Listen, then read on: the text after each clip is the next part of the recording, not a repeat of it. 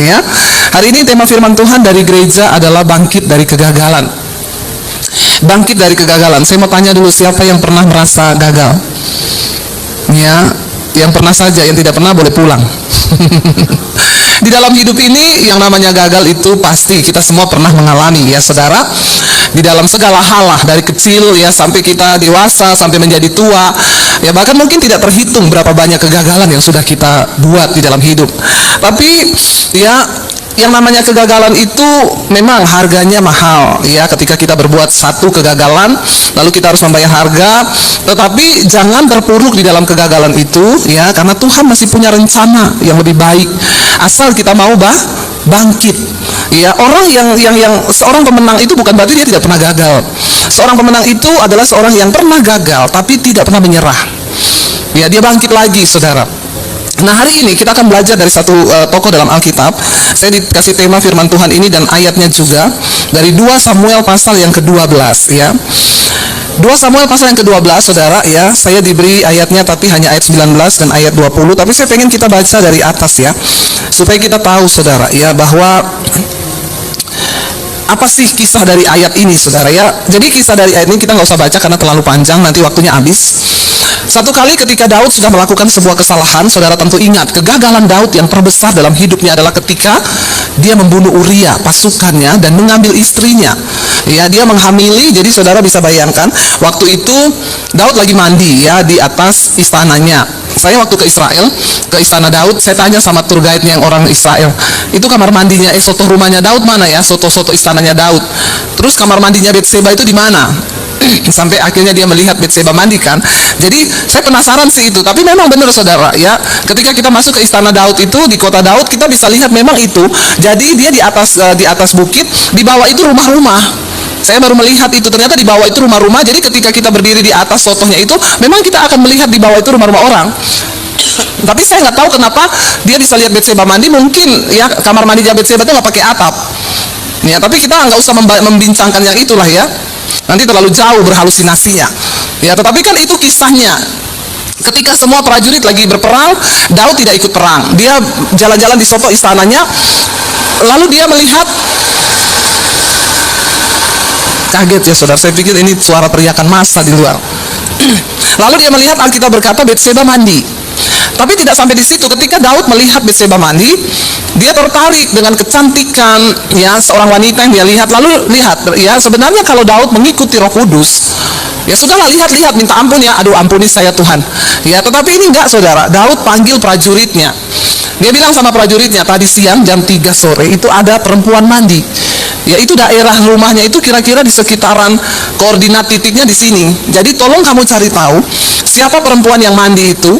Ya, rambutnya panjang, ya, warnanya mungkin ya kuning. Lalu kamu cari tahu dia siapa. Lihat, Daud membiarkan dosa dari mata turun ke hati, lalu turun kepada kehendak. Ya, jiwa manusia itu ada pikiran, perasaan, dan kehendak. Daud mengikuti perasaan dosa itu. Dia suruh akhirnya orang mencari tahu. Lalu prajuritnya balik, Raja, saya sudah temukan wanita yang mandi tadi siang jam 3 itu namanya Betseba. Daud bilang, bawa dia ke sini. Lalu dibawalahnya Betseba, disuruh cari tahu dia siapa. Dia istrinya pasukanmu, prajuritmu sendiri, namanya Uria, tapi suaminya lagi pergi perang. Daud bilang, kesempatan, panggil dia datang ke istanaku. Zaman itu kalau raja yang panggil, ya semua harus tunduk. Maka Betseba diajak ke istana Daud. Ya, singkat cerita, terjadilah persinahan. Daud tidur dengan Betseba dan Alkitab berkata Betseba hamil. Ya, karena di peperangan itu berbulan-bulan kan. Uria berangkat. Sekarang aja Ukraina sama Rusia berperang sudah berapa bulan, saudara. Ya. Dan ketika Betseba ngomong, aku hamil, Daud setengah mati berpikir, wah, dia pasti malu, bagaimana keadaannya nanti kalau ketahuan. Lalu dia dapat akal, saya akan suruh suamimu pulang supaya dia tidur sama kamu, biar dia pikir dia yang menghamili kamu. Lalu Daud suruh orang untuk membawa Uria pulang. Uria pulang, saudara. Daud bilang, silakan kamu pulang, istirahat sama istrimu, ya, senang-senanglah sama istrimu karena kamu sudah lama di medan pertempuran. Tapi ternyata Uria ini seorang prajurit yang sangat-sangat berintegritas. Dia bilang sama Daud, enggak, teman-teman saya di medan pertempuran lagi mempertaruhkan nyawa. Masa saya enak-enakan tidur sama istri saya? Saya nggak mau. Wah, Daud bilang cilaka ini. Makanya itu, saudara, orang kalau sudah melakukan satu dosa, dia akan melakukan dosa yang lain. Untuk apa? Menutupi dosa yang satu itu. Hati-hati. Makanya dosa itu diakui, jangan ditutupi. Makanya juga kalau tidak mau mengakui dosa, hati-hati supaya jangan berbuat dosa. Karena dosa itu menyebabkan kehancuran dalam kehidupan kita. Akhirnya Alkitab berkata, Daud bingung, bagaimana caranya supaya Uria ini pulang tidur di istrinya. Dia kasih mabuk Uria, saudara, dikasih minum anggur yang banyak. Uria tetap nggak mau pulang. Dalam keadaan mabuk pun Uria bilang, saya nggak mau pulang tidur sama istri saya karena teman-teman saya lagi di medan pertempuran. Dia tidur di teras istananya Daud, di sotoh istananya Daud. Akhirnya Daud bingung, wah kalau kayak begini pasti terbuka ini. Setan itu cara kerjanya seperti itu. Dia bujuk saudara berbuat dosa. Setelah engkau berbuat dosa, dia suruh engkau melakukan dosa-dosa yang lain, sampai dosa yang mendatangkan maut. Ngeri loh, seorang Daud yang dipenuhi Roh Kudus, seorang penyembah, bisa melakukan dosa yang begitu besar hanya karena gara-gara nafsu kedagingan yang tidak bisa dia tundukkan. Akhirnya saudara, Daud pusing 7 keliling. Bagaimana caranya kalau orang tahu nanti Betseba hamil dan aku yang menghamili. Lalu dia tulis surat kematian buat Uria. Dan yang lebih jahatnya lagi, Daud suruh Uria bawa surat kematiannya sendiri. Dia tulis di sana, Uria besok kamu balik lagi ke medan pertempuran. Kalau kamu nggak mau tidur sama istrimu, ya sudah kamu balik ke medan pertempuran. Bawa surat ini kasih ke kepala pasukanmu, komandanmu. Baik, isi suratnya berkata, tempatkan Uria di barisan paling depan, supaya ketika musuh menyerang, Uria orang pertama kali yang berhadapan dengan senjata musuh. Lalu ketika Uria maju di depan, lalu musuh menyerang, kalian semua mundur, tinggalkan dia di depan, supaya dia mati. Itu isi surat yang dibawa Uria.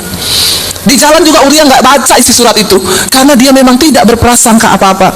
Dia sedang membawa surat kematiannya sendiri. Betapa jahatnya Daud. Akhirnya Uria bawa saudara sampai di medan pertempuran. Dia kasih kepada komandannya. Komandannya baca itu dan berkata, Tuhan, ini bukan kesalahan saya, ini jahat, tetapi ini perintah raja, saya tidak bisa mengelak. Lalu dia suruh Uria maju di paling depan. Dirubah strategi peperangan. Ketika musuh datang menyerang, pasukan yang lain ditarik mundur. Dan benar saja, apa yang dirancangkan Daud terjadi. Uria mati di medan pertempuran. Ketika Uria mati, ketahuan semua istrinya hamil. Semua berpikir Uria yang menghamili. Ketika Betseba ketahuan hamil, Daud maju sebagai pahlawan kesiangan, mau menikahi Betseba, mengambilnya sebagai istri. Dan pada zaman itu, kalau ada prajurit yang ke pertempuran dan meninggalkan istri yang dalam keadaan hamil dan dia mati, lalu ada seorang laki-laki yang mau menikahinya, maka laki-laki itu dianggap seorang pahlawan yang harusnya Daud menjadi pecundang, yang harusnya Daud dipermalukan, tetapi dia membuat skenario sehingga dia menjadi pahlawan. Tapi apakah Tuhan tidak tahu? Tuhan tahu. Hidup ini tidak usah pencitraan, amin. Di hidup ini gak usah bangun image yang palsu. Mata Tuhan melihat yang kita buat. Ngapain kita bangun-bangun cuma supaya pencitraan di depan manusia kita kelihatan lebih baik? Itu namanya munafik, dan pukulannya akan semakin berat. Lalu ketika Daud sudah bersenang-senang dieluk-elukan sebagai pahlawan yang menikahi istri prajuritnya yang sedang hamil di medan pertempuran, tiba-tiba Nabi Nathan datang kepada Daud. Ini isinya 2 Samuel pasal 12. Nabi Nathan berkata begini, Daud, aku akan memberikan sebuah perumpamaan kepadamu. Di dalam satu kota ada 2 orang, ya, ada 2 orang kaya dan miskin. Ya, kalau saudara nanti bisa lihat dari ayat yang pertama. Di dalam satu kota itu ada 2 orang kaya dan miskin. Orang kaya ini punya segalanya. Dia punya banyak domba, kambing, dia punya segala-galanya. Tetapi orang miskin ini cuma punya 1 anak domba betina. Lalu ini segala-galanya buat dia. Dia rawat, dia kasih makan. Satu kali orang kaya ini kedatangan tamu, dan dia harus memberi makan kepada tamunya. Tapi dia nggak mau menyembelih kambing dombanya. Dia sayang kepada kambing dombanya. Dia nggak mau rugi. Dia rebut domba betina punyanya si miskin untuk disembelih dan diberi makan kepada tamu-tamunya. Menurutmu, Raja Daud, orang seperti ini apa yang patut diterima? Kita lihat ya ayat yang ke-5. Lompat langsung ayat yang ke-5. Daud menjawab apa, saudara? Ayat yang ke-5 Daud berkata begini. Ayat yang ke-5 multimedia ya, ayat yang ke-5 Daud berkata begini. Lalu apa?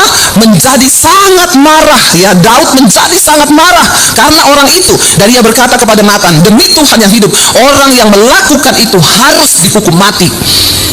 Lalu saudara tahu Nabi Nathan bilang apa? Ayat yang ke-6. Dan anak domba betina, Daud bilang nih ya, dan anak domba betina itu harus dibayar gantinya 4 kali lipat karena ia telah melakukan hal itu, dan oleh karena itu ya ia tidak mengenal belas kasihan. Lalu ayat yang ke-7 apa yang Nabi Nathan bilang kepada Daud? Ayat yang ke-7. Kemudian berkatalah Nathan kepada Daud, engkaulah orang itu, kamu orang yang bejat itu, ya, engkaulah orang itu. Beginilah firman Tuhan Allah Israel, akulah yang mengurapi engkau menjadi raja atas Israel, dan aku yang melepaskan engkau dari tangan Saul. Ayat yang ke-8, apa yang dikatakan sana? Telah aku berikan isi rumah Tuhanmu kepadamu, dan istri-istri Tuhanmu dalam pangkuanmu. Kamu boleh mengambil semua istrinya Saul atau wanita manapun yang engkau ingini, ya. Aku telah memberikan kepadamu kaum Israel dan Yehuda banyak wanita cantik yang bisa kamu ambil, dan seandainya itu belum cukup, kata Nathan, Nabi Nathan, tentu ku tambah lagi ini kepadamu dan itu kepadamu. Ayat yang ke-9, ya, mengapa engkau menghina Tuhan dengan melakukan apa yang jahat di matanya? Uria orang Het itu kau biarkan ditewaskan dengan pedang, istrinya kau ambil menjadi istrimu, dan dia sendiri telah kau biarkan dibunuh oleh pedang Bani Amon. Daud berpikir dosa yang dia simpan begitu rapi, nggak ada yang tahu, tapi Tuhan tahu. Dengar baik-baik saudara, apa yang kita lakukan hari ini Tuhan itu tahu. Dosa yang engkau tutupi itu Tuhan tahu. Berbahagialah orang yang mengakui dosanya dan meninggalkannya, sebab dia akan dikasihi.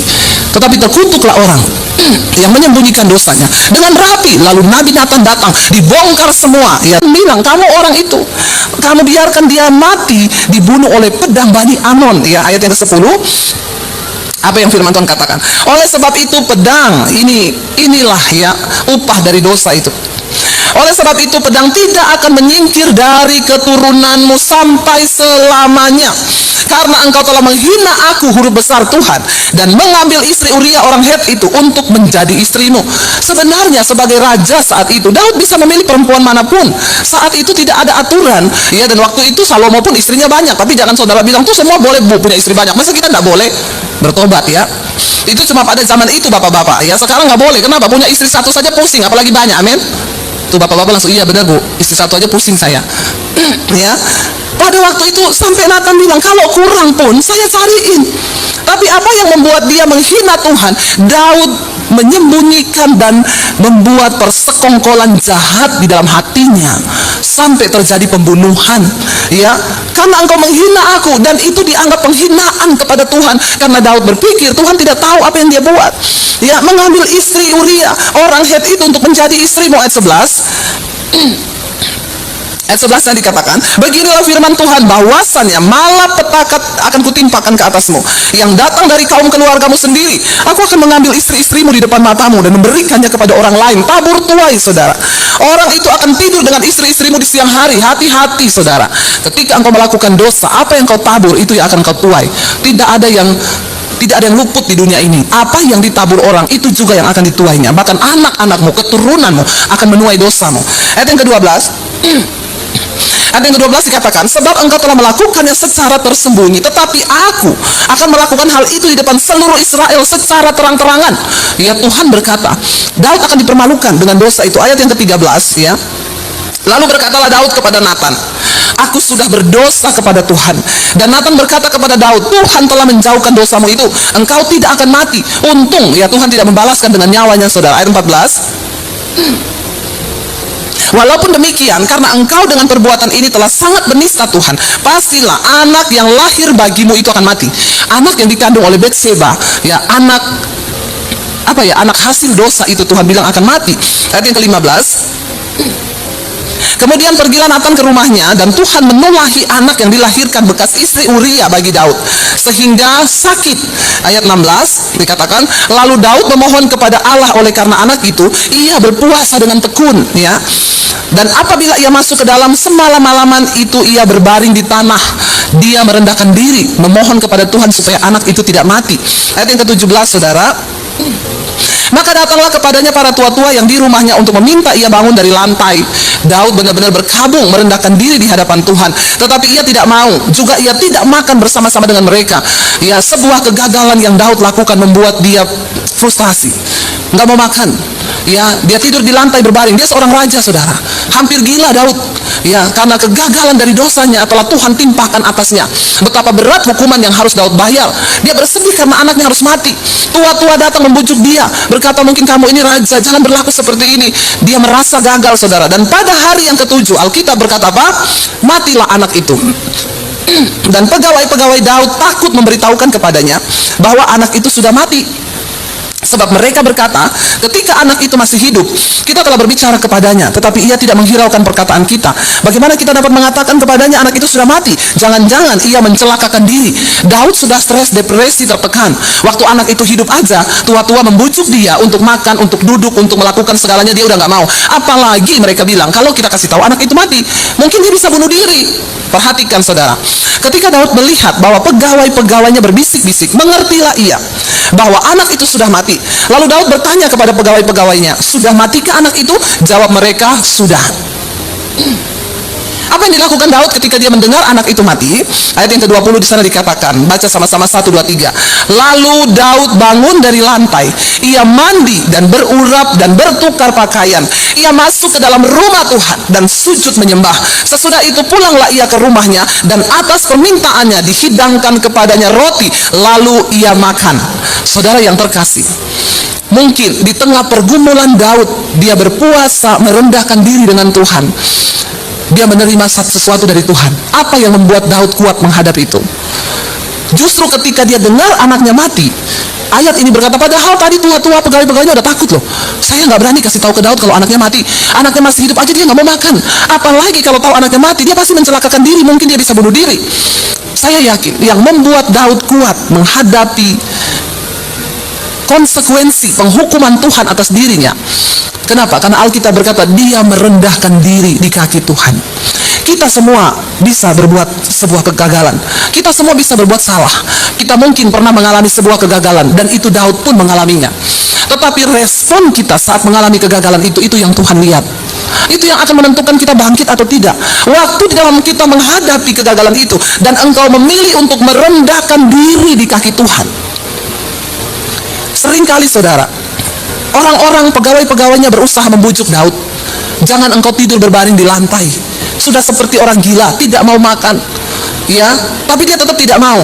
Tetapi saya yakin dan percaya, di dalam keterpurukan seberat apapun, selama kita mencari Tuhan, maka Tuhanlah yang akan menjadi sumber kekuatan bagi kita. Sampai pegawainya berpikir Daud pasti bunuh diri, tapi ternyata enggak. Ketika saya mengalami keterpurukan di dalam hidup saya, di dalam kegagalan saya sebagai seorang manusia, waktu itu saya belum kenal Yesus, waktu itu saya belum Kristen, tapi saya tahu ada Tuhan di dunia ini. Saudara tahu, ketika saya gagal menghadapi hidup saya, masa depan saya, apa yang saya lakukan? Saya cuma datang bersujud dan saya bilang, Tuhan, saya tidak tahu siapa Engkau Tuhan yang benar. Saya hanya punya agama hari ini, tapi hari ini aku berlutut kepadamu Tuhan yang menciptakan aku. Hidupku ini sudah hancur, semua rasanya remuk, tapi hari ini aku berlutut kepadamu Tuhan yang menciptakan aku. Bahkan waktu itu saya sempat berpikir untuk mengakhiri hidup saya dengan bunuh diri. Tapi ketika saya berlutut di kaki Tuhan, yang bahkan hari itu saya belum tahu siapa Tuhan itu, saya cuma datang duduk dan bilang, siapapun Engkau Tuhan yang menciptakan aku datang berlutut di kakimu hari ini. Aku mengakui semua dosa dan kegagalanku. Untuk apa Engkau menciptakan saya hidup di dunia Tuhan? Di tengah keterpurukan saya bertanya kepada Tuhan seperti itu. Cuma satu saudara, siapa yang akan membuat engkau bisa bangkit dari kegagalan di hidupmu? Cuma satu pribadi, Tuhan. Tuhan. Mengapa Daud bisa kuat ketika orang berkata anakmu sudah mati? Firman Tuhan berkata, Daud bangkit ketika mendengar anak itu mati. Ayat yang ke-20 saudara tadi, coba balik. Ayat yang ke-20 di sana Daud berkata, saudara, multimedia ayat 20 ya. Lalu Daud bangun dari lantai, ia mandi, dia cuci muka, dia berurap, dia mandi dan bertukar pakaian. Lalu lihat respon Daud, dia masuk ke dalam rumah Tuhan dan sujud menyembah. Kita tidak akan pernah mendapatkan kekuatan di tengah kegagalan kita ketika kita mencarinya di luar Tuhan, saudara. Hanya ketika engkau merendahkan diri di kaki Tuhan, hanya ketika engkau datang bersujud memohon kepada Tuhan, maka Dia yang adalah sumber kekuatan di hidupmu. Dia yang sanggup memberikan engkau kekuatan untuk bangkit kembali. Daud bangkit. Saya yakin kenapa Daud bangkit, karena pasti Tuhan berbicara di hatinya, karena pasti Tuhan memberikan dia penghiburan. Sebab tidak untuk selama-lamanya Tuhan itu murka, hanya sebentar saja Tuhan murka, tetapi untuk selama-lamanya kasih setianya. Kita semua pernah berbuat salah, dan kita semua pernah gagal di dalam hidup kita. Tapi jangan terus hidup di dalam kegagalanmu. Cari Tuhan, berespon dengan benar. Daud masuk ke dalam rumah Tuhan dan sujud menyembah. Kenapa akhirnya Daud menulis banyak mazmur yang berkata, hanya dekat Allah saja aku tenang, karena daripadanya lah kekuatanku. Daud sangat mengerti Tuhan adalah sumber kekuatannya. Kenapa? Karena ketika dia ada terpuruk di dalam tekanan dosa. Tidak mudah loh saudara ketika dosanya bisa dibaca oleh Nabi Nathan, karena Tuhan yang memberitahukan. Saya yakin ada begitu banyak mungkin saudara di luar sana yang hari ini bahkan sedang terpuruk. Engkau tahu engkau melakukan dosa, tapi engkau tahu takut dengan penghakiman dan konsekuensi yang akan engkau terima ketika orang tahu dosa itu. Tapi hari ini datanglah pada Tuhan saudara. Semua orang pernah berbuat salah, semua orang pernah gagal di dalam hidup ini. Tapi yang Tuhan mau lihat hari ini adalah responmu. Waktu engkau datang mencari Tuhan. Firman ini berkata, Daud berlutut sujud menyembah. Sesudah itu pulanglah ia ke rumahnya, dan atas permintaannya dia minta dihidangkan makanan yang enak-enak, lalu dia makan. Cukup dosa yang kita lakukan menjadi sebuah pelajaran bagi kita. Tapi ketika engkau sedang membayar harga, saya tahu ada begitu banyak umat Tuhan di luar sana yang sedang membayar harga dari kesalahanmu. Sebab dosa itu pasti akan membawa kehancuran. Dosa itu pasti akan membawa kita tidak mengalami damai. Dosa adalah pencabut damai sejahtera. Kalau mungkin engkaulah hari ini yang sedang membayar harga itu seperti Daud, dengar baik saudara, cari Tuhan. Cari Tuhan. Itu yang saya lakukan ketika hidup saya hancur. Ketika saya berpikir untuk mengakhirinya dengan bunuh diri. Mungkin dosa yang saya buat tidak seperti yang Daud buat, tetapi setiap kita punya dosa kita masing-masing. Kita punya kesalahan dan kegagalan kita masing-masing. Tapi yang terpenting di sini yang Tuhan lihat adalah respon kita saudara. Waktu engkau datang, Tuhan membuka tangannya, dia menerima kita, dan kasihnya itu yang akan membangkitkan hidupmu. Saya mau berkata hari ini, jangan lihat lagi apa yang pernah engkau lakukan itu. Sebab waktu kita mengaku dosa kita, dia Tuhan yang setia dan adil. Dia mengampuni kita. Dan ketika dia mengampuni, mari belajar dari setiap kesalahan dan kegagalan itu, supaya kita tidak mengulanginya kedua kali. Tuhan itu baik, dan dia selalu ada bagi setiap kita. Saudara, kita tahu penyebab malapetaka di dalam hidup manusia, sakit, penyakit, segala macam hal yang tidak baik, bahkan perang, bencana, itu terjadi karena satu, yaitu dosa. Dosa itu mendatangkan sesuatu yang sangat tidak baik bagi hidup manusia. Tuhan mengasihi Israel, Tuhan mengasihi Yerusalem dan Yehuda, tetapi ketika mereka memberontak terhadap Tuhan, melakukan dosa, menyakiti hati Tuhan, tidak lagi mengikuti jalan-jalannya, tetapi mengikuti Allah-Allah lain, dan mereka mulai hidup dalam kenajisan, percabulan, melakukan semua yang mereka mau, Tuhan murka saudara. Ketika Tuhan murka, maka terjadilah hal-hal yang membawa malapetaka bagi manusia. Kota ini diizinkan terjadi perang. Makanya kita perlu berdoa sekarang terus buat Ukraina dan juga Rusia saudara. Ya, saya baca berita kemarin ya, sudah ribuan saudara orang yang mati di sana. Ya, bayangkan lagi nggak apa-apa tiba-tiba ada bom datang dan lain sebagainya, para prajuritnya sudah ribuan. Ya, nggak tahu sekarang kalau sudah di atas 10.000 orang mati tanpa, ya ampun. Saya percaya semua itu bukan sejarah kebetulan terjadi. Ya, ada yang bilang Ukraina itu adalah negara Kristen, Bu, mayoritas. Bukan soal Kristennya. Ya, apakah mereka sungguh-sungguh mengasihi Tuhan? Kita pun orang yang ada di Indonesia, jangan merasa aman saudara. Bangun kehidupan yang takut akan Tuhan. Berdirilah bagi bangsamu, berdirilah bagi kotamu. Kalau murka Tuhan terjadi, mengerikan. Ini yang terjadi bagi Yehuda dan Yerusalem. Tuhan izinkan musuh datang mengepung kota mereka, sehingga apa yang terjadi? Bangkai-bangkai manusia bergelimpangan. Kita sudah melewati 2 tahun masa pandemi. Kita melihat ya, ribuan orang meninggal karena virus ini saudara. Kalau kita masih ada, itu adalah sebuah kesempatan bagi kita untuk hidup sungguh-sungguh dengan Tuhan. Jangan bermain-main lagi dengan dosa, karena manusia itu begitu. Waktu datang pandemi, semua ketakutan, cari Tuhan. Ketika sudah mulai loss, mulai biasa lagi, ya balik lagi ke kehidupan lama, lupa lagi sama Tuhan. Ya, saya percaya semua Tuhan izinkan terjadi. Makanya ada yang bilang dulu, Bu, tengking ini virus, tidak bisa ditengking. Yang harus ditengking itu diri kita masing-masing supaya bertobat, katakan amin. Ya, jangan terus betah hidup di dalam dosa. Lalu Tuhan penuh belas kasihan. Firman Tuhan berkata tidak untuk selama-lamanya Tuhan itu murka, sebab dia adalah Allah yang penuh dengan belas kasih. Kalaupun dia izinkan murkanya turun, itu tujuannya cuma satu, agar manusia bertobat dan diselamatkan. Bahkan murka Tuhan pun ya tujuannya agar membuat manusia itu diselamatkan. Di sini dikatakan ayat yang ke-6 ya, Tuhan berfirman kepada Yeremia ketika Yeremia masih di dalam penjagaan. Ayat yang ke-6 bisa dikatakan, sesungguhnya aku akan mendatangkan kepada mereka kesehatan, ya, kesembuhan. Ya, dikatakan, dan aku akan menyembuhkan mereka dan akan menyingkapkan kepada mereka kesejahteraan dan keamanan yang berlimpah-limpah. Saudara tahu bagaimana keadaan sebuah negeri ketika selesai perang? Ya, itu yang tersisa luka, sakit penyakit, traumatik, ya, sehingga manusia membutuhkan kesembuhan. Kesembuhan dari apa? Dari sakit jiwa dan juga sakit fisik. Jadi sakit itu ada dua, saudara. Ada sakit yang kelihatan, ada sakit yang tidak terlihat, tapi sebenarnya sakit. Ya, yang pertama itu sakit fisik, itu yang pasti sudah langsung kelihatan, ya, batuk, flu, ya. Bisa. Itu kenapa? Ya, biasa itu terjadi karena kelalaian kita sendiri. Udah tahu hujan, ya, terobos kena hujan, ya, lalu kita sakit. Saya kemarin flu, kenapa? Panas beberapa hari ini, saya minum es, saudara. Padahal saya itu tidak pernah minum es, karena saya sangat menjaga suara saya ini, aset kerajaan sorga soalnya. Kalau sampai suara saya hilang, saya nggak bisa khotbah, saudara. Nah, itu namanya saya tidak berhikmat, kan? Ya, jadi saya menjaga dari dulu, ditawari minum es nggak mau. Tapi berapa hari ini karena panasnya minta ampun. Nah, ini cuaca memang panas dingin. Ya, kemarin seharian matahari tiba-tiba turun. Ya, lagi tengah hari tiba-tiba jadi gelap, saudara. Ya, lalu tiba-tiba ada angin yang berhembus kenceng. Ya, nah kalau kita lagi staminanya ya kurang bagus, ya saya kurang istirahat karena kemarin selesai peresmian studio DBT. Tepuk tangan buat Tuhan Yesus. Ya, saya tidak bisa mengundang semua saudara, maaf, karena memang lagi prokes dan lain sebagainya. Ya, tapi cuman supaya ya ada acara lah, ya, walaupun hanya 20-30 orang saja. Ya, saya kecapean, lalu saya minum es, saya flu, saudara.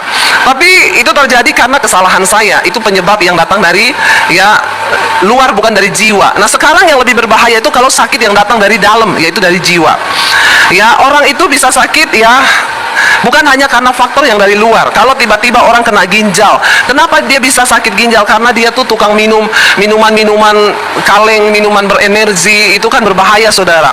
Ya, jadi kita harus banyak minum air putih untuk bisa menjaga kesehatan ginjal kita.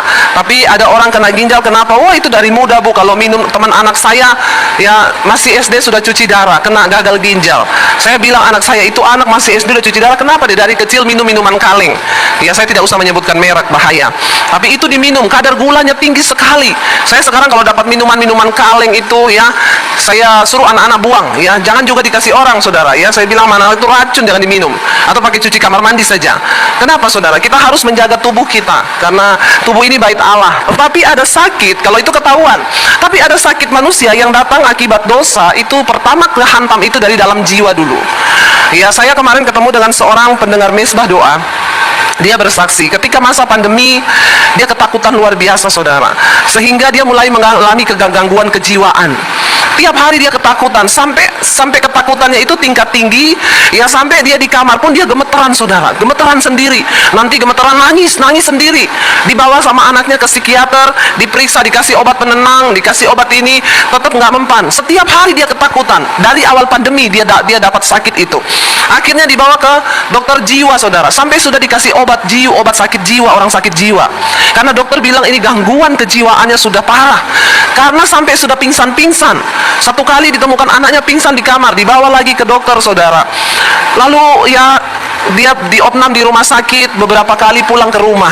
Waktu pulang ke rumah dia bilang, satu kali saya nonton khotbah ibu yang judulnya ya bahaya roh ketakutan. Di situ saya nonton, Bu, dan ibu mengajarkan di sana supaya kita memperkatakan kepada diri sendiri, jangan takut, hai jiwaku, pujilah Tuhan, hai jiwaku, sebab Tuhan tidak memberikan kepadaku roh ketakutan. Dia mulai memperkatakan firman, saudara. Dia bilang, setiap hari, Bu, kalau saya mulai gemeteran, saya mulai datang roh ketakutan itu mau menyerang saya perkatakan semua firman, roh yang ada padaku lebih besar dari segala roh yang ada dalam dunia ini. Karena saya selalu bilang, dia bilang benar itu yang Ibu Debbie bilang, tidak ada dokter hebat, nggak ada pendeta hebat, nggak ada psikiater yang hebat. Yang ada itu Tuhan yang hebat dengan imanmu yang luar biasa. Lalu dia bilang, dia mulai memperkatakan, saudara bisa bayangkan, sudah berbolak-balik opnam di rumah sakit, sudah minum obat penenang, obat syaraf untuk jiwa, sembuh hanya dengan memperkatakan firman Tuhan. Akhirnya dia mengalami kesembuhan. Sedikit lagi gila loh. Dokter bilang ini sedikit lagi gila loh. Mamahmu ini gila ini kalau begini terus. Karena obat dari dokter itu tidak menyembuhkan, hanya menenangkan syarafnya. Peperangan itu roh. Ini yang saya bilang, ada sakit yang datang dari sesuatu yang tadinya itu dari jiwa kita, lalu dimasukin iblis, saudara. Roh ketakutan itu menyerang terus. Nah, tetapi di sini firman Tuhan berkata, kalau kita lihat ya, bagaimana kesembuhan ini bisa terjadi? Bagaimana kita bisa mengalami janji ini? Aku akan mendatangkan kepada mereka kesehatan, kesembuhan. Aku akan menyembuhkan mereka dan menyingkapkan kepada mereka ya kesejahteraan dan keamanan yang berlimpah-limpah. Siapa yang mau mengalami ini? Kita semua mau ya, saudara. Kita mau dong mengalami kesejahteraan yang berlimpah-limpah. Masa hidup kurang terus, amin. Tapi kadang serba salah, saudara. Waktu kita miskin, saya ini mengalami dua fase di dalam pengiringan saya pada Tuhan. Saya pernah merasakan yang namanya miskin banget, nggak punya apa-apa. Tidak punya uang 1 sen pun, nggak punya orang yang bisa saya sandarkan harapan saya. Itu saya pernah mengalami di dalam mengikut Tuhan. Dua fase saya alami. Saya pernah mengalami yang namanya miskin, nggak punya uang. Sampai makan aja saya nunut sama orang. Saya pernah merasakan itu ketika saya harus mengikut Tuhan, meninggalkan keluarga saya, membayar harga ya, lalu dalam pelayanan mulai melayani, menikah, saya merasakan yang mana mau bayar kontrakan nggak punya uang. Saya pernah ngontrak, saya pernah ngekos, saya pernah merasakan hal-hal yang orang lain juga merasakan. Di dalam pelayanan ketika nggak punya uang, saya harus bayar cicilan rumah, cicilan ini, lalu saya terdesak untuk bayar, nggak punya uang, saya gesek kredit card, saya terjebak utang, dikejar debt collector, pernah saya alami. Ketika orang mendengar itu tuh pendeta dikejar debt collector, omongannya apa? Pendeta kurang doa, kurang berharap sama Tuhan, sampai harus pakai kredit card. Itu omongan orang, omongan keluarga, omongan saudara, omongan jemaat. Waktu Tuhan menggenapi janjinya dalam hidup kita, ini terjadi. Dia katakan, aku memberkati engkau, menyingkapkan kesejahteraan, keamanan yang berlimpah-limpah. Omongan orang juga bagus? Kagak. Tetap ya, pendeta duniawi sudah kaya, punya fasilitas, tetap. Kadang-kadang kita bingung ya, saudara, dengan manusia. Tapi ya itulah, nggak usah dengar saja omongan Tuhan. Kita susah diomongin, nggak berdoa, nggak ada mengandalkan Tuhan, makanya hidupnya susah. Waktu kita diberkati berlimpah-limpah, omongannya apa? Kaya nggak mau bantu orang, punya keluarga kaya nggak ada gunanya ya. Tapi ya itulah manusia. Kalau kita ngikuti yang begitu-begitu, ya kita ini stres sendiri. Waktu susah diomongin, bersyukur aja, amin. Waktu kaya diomongin, bersyukur aja. Hubungan kita pribadi dengan siapa? Tuhan. Alami janji Tuhan di dalam hidupmu. Sebelum ini terjadi, Tuhan berkata, aku akan memberikan engkau kesembuhan, kesejahteraan, bahkan akan menyingkapkan kepadamu kesejahteraan yang berlimpah-limpah. Coba kita lihat ayat 3. Ini harus terjadi dulu dalam hidup kita. Ayat yang ketiga, firman Tuhan berkata di sana apa? Kita baca sama-sama, 1, 2, 3. Berserulah kepadaku, maka aku akan menjawab engkau dan akan memberitahukan kepadamu hal-hal yang besar yang tidak terpahami, yakni hal-hal yang tidak engkau ketahui. Wow, enggak, saudara? Wow. Kuncinya supaya kita mengalami kesembuhan, kesejahteraan adalah berseru kepada Tuhan. Jangan berseru kepada manusia. Jangan berseru kepada saudaramu sekaya apapun dia. Jangan pernah mengandalkan manusia. Firman Tuhan berkata, terkutuklah orang yang mengandalkan manusia.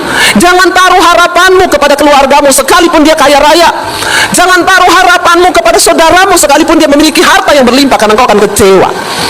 Tapi taruh dan berserulah kepada nama Tuhan. Kenapa seringkali kita tidak melihat jawaban doa? Kenapa seringkali kita tidak melihat hal-hal besar yang sudah Tuhan janjikan kepada kita? Karena kita sukanya berseru kepada orang. Duduk di kaki Tuhan, saudara. Andalkan Tuhan dan berserulah kepada Tuhan. Balik ke Yeremia tadi, ayat yang ketiga nih, ayat firman-Nya terkutuk oleh mengandalkan manusia. Ya, ayat yang ketiga tadi dikatakan, berserulah kepadaku. Jangan berseru kepada orang lain, jangan berseru kepada saudaramu, jangan minta tolong kepada siapapun. Minta tolonglah kepada Tuhan. Saya sudah membuktikan dan mengalami ini. Di tengah kesusahan pun saya tidak pernah datang kepada teman saya yang kaya raya. Saya nggak pernah datang kepada keluarga saya. Saya duduk berlutut di kaki Tuhan, berseru hanya kepada Tuhan. Jangan berseru kepada manusia yang kau kecewa. Bagaimana kita mengalami janji Tuhan itu? Berserulah kepadaku, maka aku akan menjawab. Kalau kita berseru kepada manusia, seringkali manusia tidak menjawab. Itu Itu yang selalu saya ajarkan kepada jemaat. Jangan berseru kepada pendeta, jangan berseru kepada hamba Tuhan, jangan berseru kepada manusia, berserulah kepada Tuhan, karena Tuhan yang sanggup menjawab. Kenapa saudara? Tuhan suruh kita berseru kepadanya agar engkau punya pengalaman pribadi dengan Tuhan. Karena kekristenan itu berbicara tentang hubungan pribadi kita dengan Tuhan. Bukan soal engkau dengar kesaksian orang, bukan cuma soal engkau iya ya, wah luar biasa ya dia mengalami. Ayo bilang, Tuhan aku juga mau mengalami. Saya bersyukur tuh jemaat Mesbah Doa, Bu Debbie, saya mau bersaksi. Saya kalau dengar orang-orang bersaksi di Mesbah Doa itu, saya selalu bilang, loh Tuhan, aku juga mau bersaksi, mengalami Tuhan supaya aku bisa bersaksi. Ada saudara, mereka rindu dan benar-benar terjadi. Akhirnya mereka mengalami Tuhan sendiri, mengalami mujizat Tuhan sendiri, ya, dan akhirnya Tuhan menjawab. Makanya ayat ini, Alkitab ini berkata, berserulah kepadaku. Jangan berseru kepada manusia, jangan berseru kepada pendeta, jangan berseru kepada saudaramu yang kaya. Duduk di kaki Tuhan. Saya mau mengajarkan kita hari ini, ayo andalkan Tuhan. Maka dia akan mendatangkan, ayat yang ke-6 tadi dikatakan, kesembuhan, kesehatan bagimu, dan aku akan menyembuhkan mereka. Mari kita mulai membangun kehidupan yang sehat, ya, dan kehidupan yang sehat di dalam kehidupan jasmani kita itu berawal dari kehidupan rohani yang sehat di hadapan Tuhan. Tubuh kita akan sehat waktu kita rajin mendengarkan firman. Tubuh kita ini akan mengalami kesembuhan saat kita membangun Tuhan. Sebab di hidup ini saudara, ada dua hal. Ada hal yang bisa engkau capai dengan, ya, kepintaranmu sendiri. Saya kemarin ketemu dengan seorang yang dia bilang, saya ini pintar banget Bu, saya ini kalau bekerja dengan logika Bu, dan semua yang saya lakukan dengan logika itu selalu berhasil. Saya lihat orang ini hanya terfokus pada uang, uang, dan uang. Lalu saya berkata kepada dia, Pak, jangan bekerja hanya untuk mencari uang yang dapat binasa. Karena tidak semua hal dalam hidup ini, Pak, engkau bisa kerjakan dengan kepintaranmu. Kalau hari ini Tuhan bikin satu saja syarat di otakmu jebol, maka kau tidak akan bisa apa-apa lagi dengan tubuhmu, dengan kepintaranmu. Ada hal dan banyak hal besar di hidup ini yang hanya bisa kita alami waktu kita itu memiliki hubungan pribadi dengan Tuhan. Orang itu terdiam, saudara. Lalu dia bilang, iya Bu, betul Bu. Iya, saya lihat Bapak pintar, Bapak jago dalam bekerja, karena Bapak masih sehat, karena Bapak sekarang kuat. Tetapi saya juga lihat hidup Bapak tuh capek. Dia terdiam, lalu dia bilang, iya betul Bu. Iya, engkau bekerja dengan kekuatanmu, dengan kepintaranmu, bahkan dosa pun engkau terjang untuk mendapatkan uang. Engkau capek di dalam hidupmu. Saya bilang, Pak, ada banyak hal di hidup ini yang kita hanya bisa raih itu dengan kasih karunia Tuhan. Dekatkan hidupmu pada Tuhan, bangun hubunganmu dengan Tuhan, berserulah kepadaku, kata Tuhan. Datang di kaki Tuhan. Apa arti kata berseru? Datang di kaki Tuhan, andalkan Dia dalam segala lakumu, maka Dia akan membuat semua yang kau lakukan itu berhasil. Keadaan perang terjadi di Yerusalem dan Yehuda, sehingga keadaan kota mereka hancur lebur, hanya mayat-mayat bergelimpangan yang tersisa. Saya kemarin baca berita, pakar ekonomi Rusia sudah pergi mengundurkan diri dari Rusia, karena dia sudah tahu setelah perang keadaan ekonomi itu akan tergoncang. Ini yang terjadi juga di Yehuda. Bayangkan bagaimana lagi mau membangun negara Ukraina yang sudah begitu hancur. Perang hanya menyebabkan sakit mental, fisik, bahkan orang trauma, saudara, dan mereka membutuhkan kesembuhan. Ini yang dibutuhkan oleh Yerusalem dan Yehuda ketika Tuhan izinkan kota itu dikepung. Mungkin hari ini juga engkau berkata, Tuhan, aku pun seperti itu. Hari ini rasanya hidupku hancur. Hari ini rasanya lebur. Semuanya, bisnisku, usahaku, pekerjaanku, rasanya tidak ada lagi yang tersisa. Itu aku, Tuhan. Dan aku membutuhkan apa yang engkau janjikan hari ini. Kesembuhan terjadi atas bisnisku, keluargaku, anak-anakku, hubunganku dengan suami. Ketika ditolong, memberontak. Ya, lalu masuk masalah, bertobat. Lalu memberontak lagi, ditolong lagi. Bukankah juga itu sama seperti kita? Hello? Ya, kalau sudah keadaannya baik, jauh lagi dari Tuhan.